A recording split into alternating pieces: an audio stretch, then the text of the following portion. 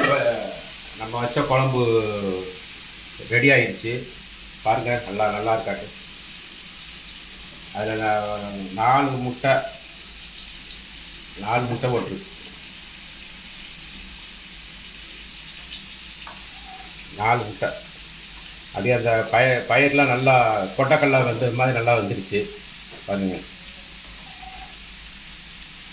நல்லா சாப்பிட்றதுக்கு நல்லா பிரமாதமாக இருக்குது. அவ்வளோதான்.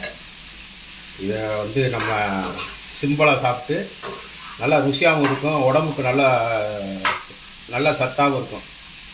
இப்படி வச்சு சாப்பிடும் பொழுது நல்லாயிருக்கும். எவ்வளோ நாள் இந்த பயிரை சாப்பிட்றதுக்கு நம்ம ரம்புட்டு நாள் சாப்பிட்டாலும் வகுத்துக்கு எந்த ஒரு கேடு இல்லை. அவ்வளோதான். இப்போ நம்ம ஆஃப் பண்ணிடுறோம். முடிஞ்சு வச்சு